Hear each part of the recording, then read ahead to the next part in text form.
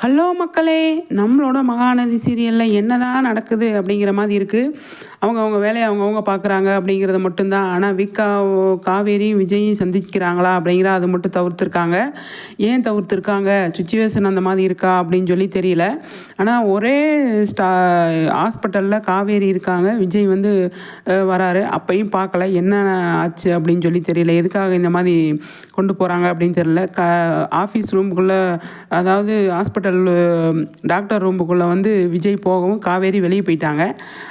வெளியே போயிட்டு நம்மளோட கங்காட்ட வந்துட்டாங்க. கங்காட்டேருந்து காவேரி வீட்டுக்கு போக மாட்டாங்க.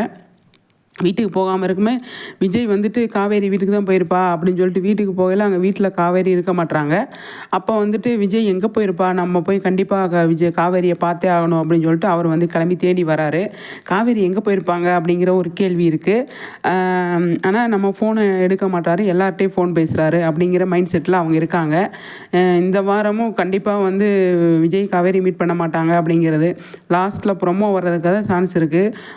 டிஆர்பி கண்டிப்பாக குறையும். ஏன்னா நிறைய வந்து பார்க்குறது கொஞ்சம் ரேராக ஆயிடுச்சுல்ல. ஆனால் வந்து அவ்வளோ ஃபேன்ஸு இருக்காங்க, வீக்காக ஃபேன்ஸு. அதுக்காக ஏன் இப்படி பண்ணுறீங்க அப்படிங்கிற மாதிரி இருக்குது. கிட்டத்தட்ட ஒரு 3 வாரமாக வந்து 2 பேருமே சந்திக்க விடல. ஹீரோயின்ஸு வந்து ஹீரோவையும் ஹீரோயினையும் வந்து பிரித்து வச்சிங்கன்னா எவ்வளோ மனசு கஷ்டமாக இருக்குது அப்படிங்கிறதான்.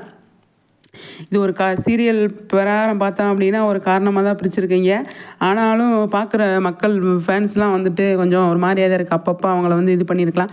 இந்த வெண்ணிலா வந்ததுக்கப்புறமா வந்து அவங்க இன்னும் மீட் பண்ணாதது அது ஒரு பெரிய இதாக போயிட்டுருக்கு. அது பெருசாக கொஞ்சம் நல்லா செலிப்ரேட் பண்ணுவீங்க அப்படின்னு சொல்லி தோணுது. ஆனாலும் இப்போ வந்து கொஞ்சம் கரண்ட்டில் போயிட்டுருக்கிற விஷயம் ஒரு மாதிரி இருக்கு இல்லையா. அதனால் வந்து வீக்கா ஃபேன்ஸுலாம் கொஞ்சம் சொல்கிறாங்களே, கமெண்ட்டில் நிறைய படிக்க முடியுது. பார்க்கலாம் என்ன நடக்குது அப்படின்ட்டு.